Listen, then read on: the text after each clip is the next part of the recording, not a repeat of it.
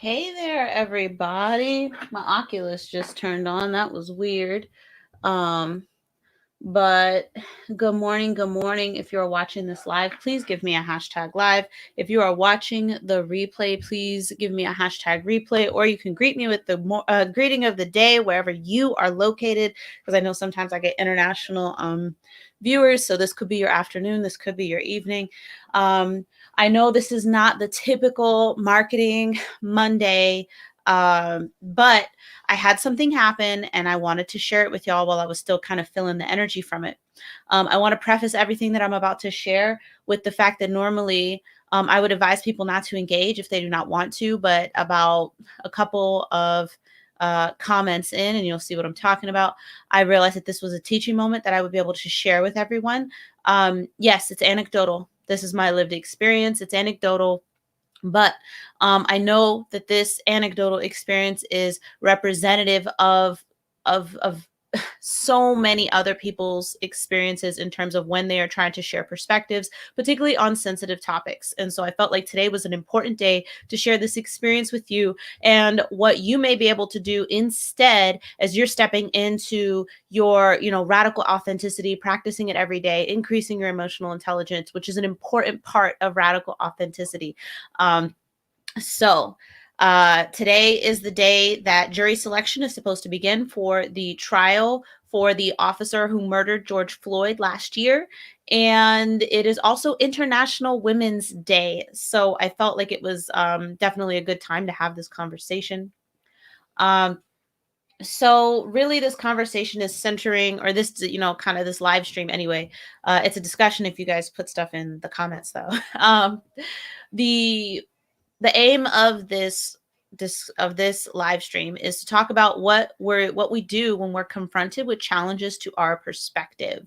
And I think this is really important because you actually have to be open to challenges to your perspective when you're engaging in conversation with someone else. You cannot assume that somebody is going to agree with you because that they are in a particular group or because they appear to be a member of a particular group. If you're judging based on how somebody presents, for example, I know that I present as a woman, which is how I identify, but I am racially ambiguous. So people often assume that I am a part of that I have some type of Latinx heritage. They assume that I am Middle Eastern. I have gotten some Mediterranean ethnicities as well. Or, they just make all types of assumptions, but I'm what they call racially ambiguous, which I think is a term that suits my features very well. But as a result, it does not make me safe. It does not make me safe for all types of comments, which has also been part of my lived experience. People with certain types of beliefs will often assume that I am a safer person to divulge them to than someone who they believe is really or all the way Black. And that is a notion that I have come to enjoy disabusing people of. Anyway, so where we're going to start today is what not to do when you are confronted with something that does not align with your perspective. This is something that played out over the weekend. And again, I normally would not engage with this type of activity, but I have found that when I bear the emotional labor of actually engaging with this type of activity, I can bring it back to you all and use it as a teaching experience. So let me kind of set the stage. I was commenting on a TikTok video. Somebody was talking about how others considered kneeling during the national anthem disrespectful to the flag, disrespectful to soldiers, past and present. And I put that a lot of people don't seem to realize that the very freedoms that we're fighting for include people's right to do things like kneel. That's all I put. Right. And of course, I got a bunch of comments. Now, again, it's anecdotal, so I can't say for sure, but the vast majority of the comments that were disparaging me seem to come from white men. So not really sure what that's about. No, I do know what that's about. But again, it's anecdotal. So I can recognize that my sample size is not large enough for me to determine, right, anything. But that is the experience as I'm sharing it with you. And there was one person in particular who said, and I will just show you the chats because I screenshotted them. Let's see, it started with this one. Let me get rid of the banner. So, oh, no, not that one. This one. Okay. So I said it was a right. And he said it's not a right, it's a choice of action.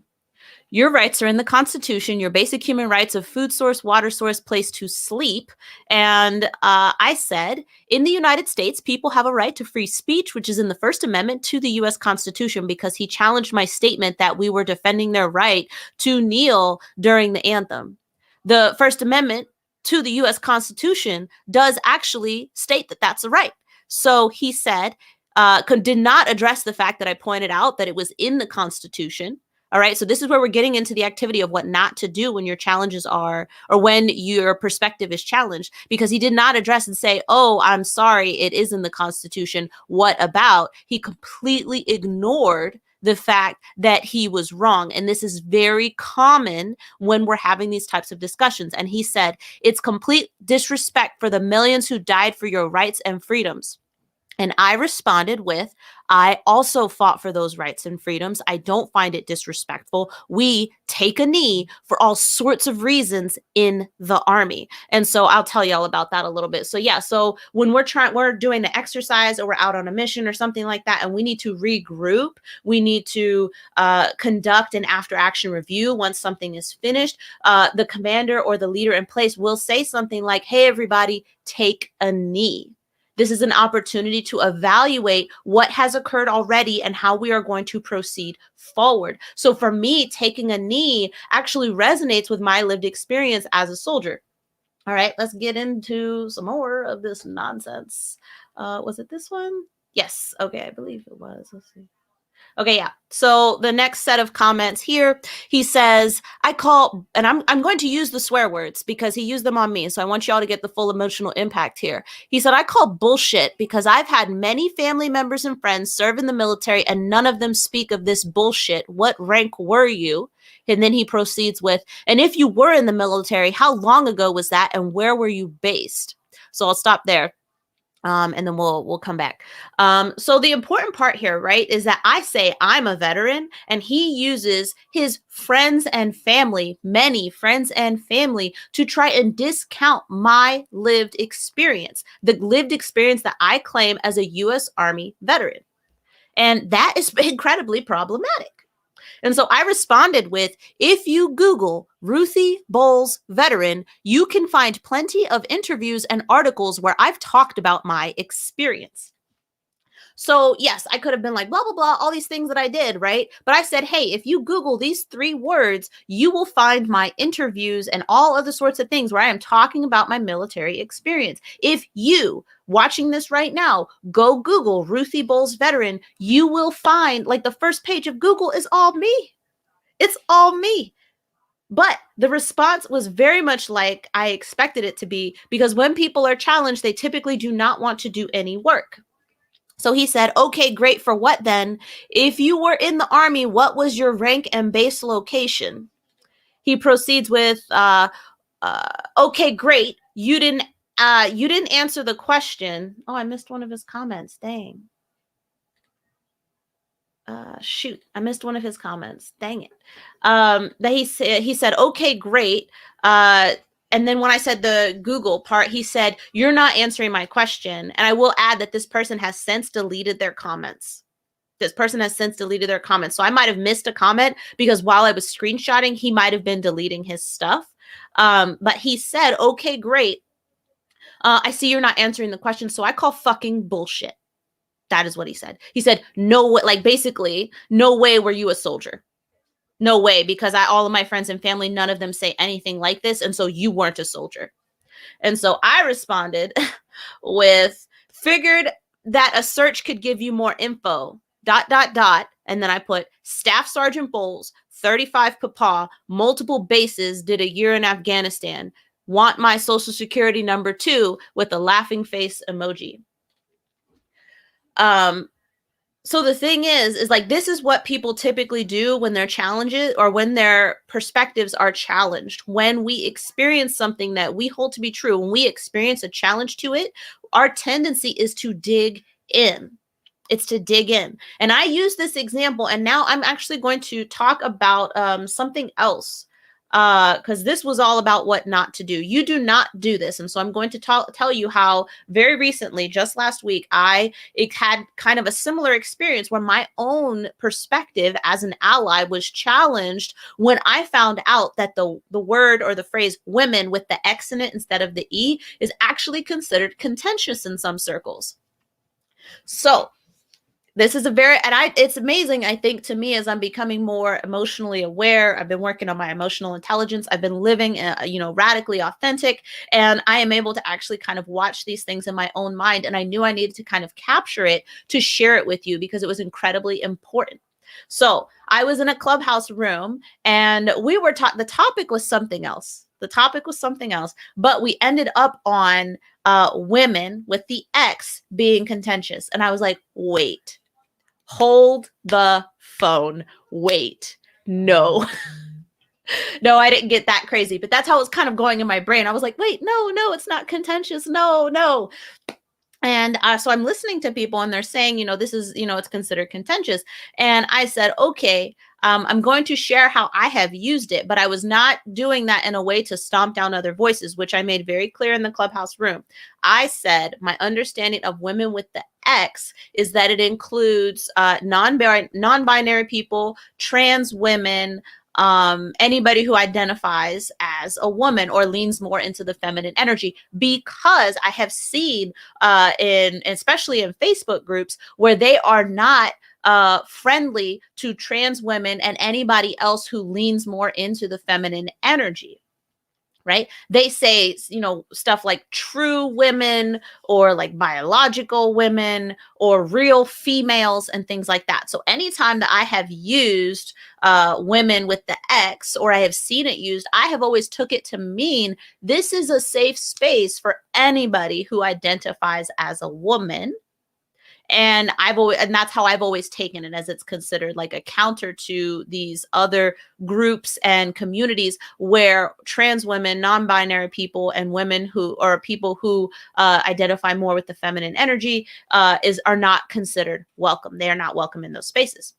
So I explained that, and then I listened, and I found out that going back to what they say, right? Trans women are women, period.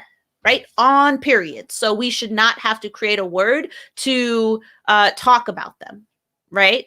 We should not have to create a word to include them, because by nature of the first, statement, trans women are women, you don't need to add anything else. I was like, okay. And then non-binary people purposely don't identify as men or women, so they don't want to be included with the X. Not all of them, but generally speaking, they don't need to be included with the X, because the point is that they're not identifying as a man or a woman.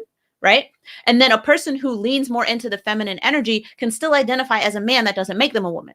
And so I was like, okay. I was like, God damn it. Okay. And so I raised my hand again. Well, I kind of interjected again. And I don't know what people expected, but I said, okay, women with the X. I understand what people are saying. I did struggle with it though, but I was like, I understand what y'all are saying. Now, again, I've always used it as like a flag to signal that I am welcoming of everybody, that I will not discriminate based on these things. I was like, so can you tell me? And I was asking a trans person this question, because they have more experience. And, even though they are not identifying as a woman, they aren't a trans woman, and to navigate those spaces, right, to understand or know the feeling of where they're welcome and not welcome, I knew that they would have had more conversations than I would have about this topic. So I said, this is my intention when I use women with the X. This is my understanding when I see women with the X, and I'm a marketing consultant.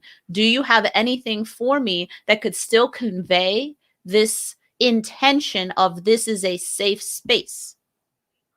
If you are traditionally not welcome in certain spaces for women, how can I convey my intention? Because I went back to that. I didn't cling to, but I want to use women with the X. No.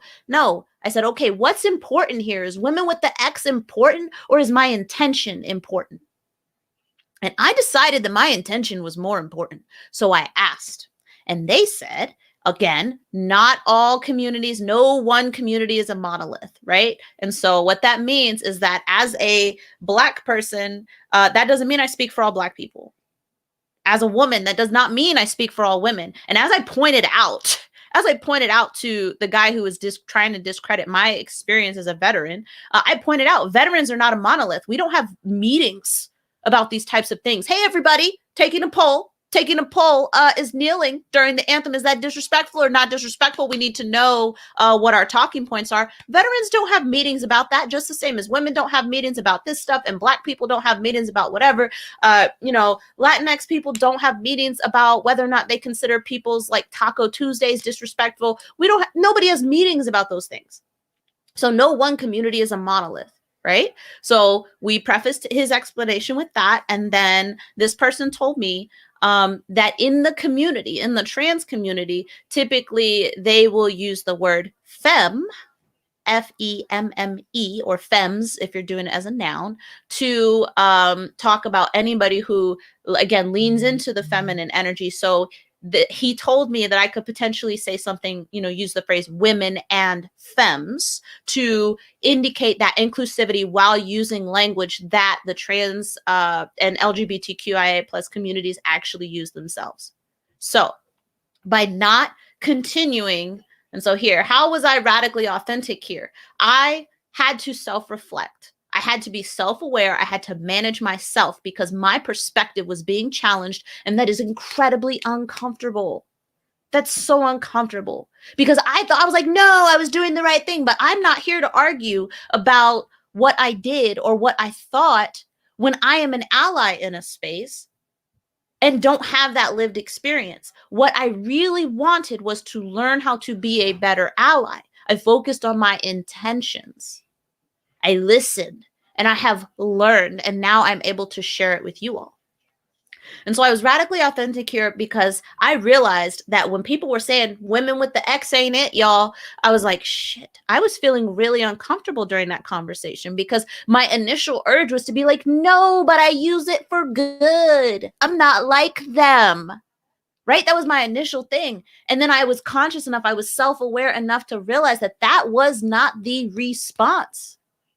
That was not how I could be radically authentic, because deep down inside of me, I want for myself, I want it for everyone else, this acceptance of who I am at my core. So if these people are telling me what I need to use, right? If any person is telling me what I need to use to make them feel included, then that is what I need to do. That is my intention. My radically authentic self, that is always my intention. That is how I was radically authentic in that moment. I put aside what my ego was doing. My ego was like, no, don't change my perspective. That's what my ego was doing. And I set that aside and dug deeper. I took a moment of quiet and settled into those feelings of discomfort to see what could be learned there. That is how I was radically authentic in that moment. And that, I think, is what radical authenticity brings. And that's why it's so important to my work, because when you are growing your personal brand, you cannot be out here. Like, it's not that you can't be out here making those types of mistakes, because arguably with my new perspective, with this shift in perspective that I experienced, any usage of women with the X would have been a mistake. But that is a lesson, and I have learned. It's only a true mistake when you fail to learn. Failure is a failure when you fail to learn. So I'm not going to say I regret that usage, because then I wouldn't have been able to have that conversation and I wouldn't have been able to share it with you. Right? So that is why radical authenticity is so important. When you're out here building a personal brand, getting people to know you, who do you want to be known as? How do you want to be known? And it's a learning practice, a learning process. It's a daily practice, moment to moment. And so that's why radical authenticity is so carefully woven throughout every aspect of the Build a Supernova brand program. That's why it's so important to me. So that's what I wanted to share with you today. I decided to live stream this today on my personal profile, my Facebook group, the Defiant Business Group, and I also live streamed it on YouTube. So if you want to share this with anybody, I'm more than happy to have discussions about it. If you did not catch the full live stream and you're watching this live, I highly recommend you go back to my section about what not to do, where I shared my experience as with somebody trying to discredit my perspective as a U.S. Army veteran. that was not very pleasing. And again, that required some emotional awareness on my part, self-awareness, to understand what it was I needed to do. I would also like to point out, when you watch that section, I did not curse at this person. I did not demean them in any way, but he cursed at me.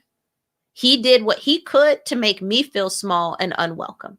And when we have these types of interactions, I want you to take note of how people typically respond, because there's some people who do respond from this place of anger, and I was angry. Don't get me wrong, but I recognized, again, in that self-awareness piece, I recognized that if I responded that way, my message would be lost. His message would not be lost as the white presenting male that he appeared to be, but mine would be lost because everyone would focus on how I said it. Everyone would focus on, oh, and then she started cursing at him. Not everyone, but a lot of people. So my message would be lost. So I want you to note how careful I was in my responses to him.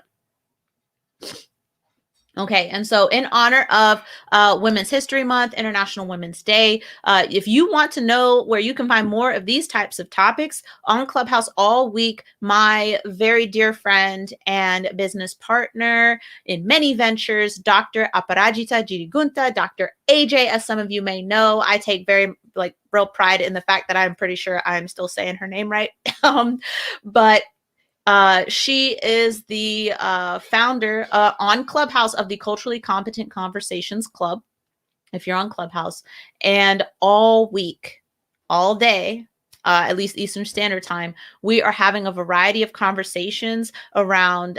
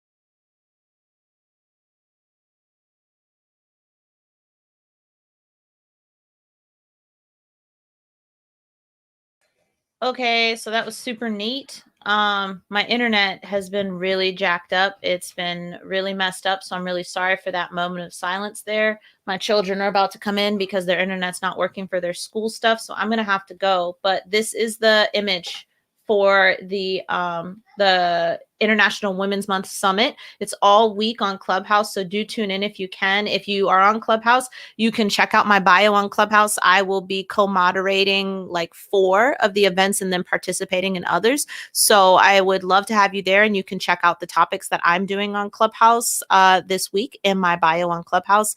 And I'm still going live every day this week, so I hope that you will join me. And thank you so much for being here and bearing with my technical difficulties. I will see you tomorrow.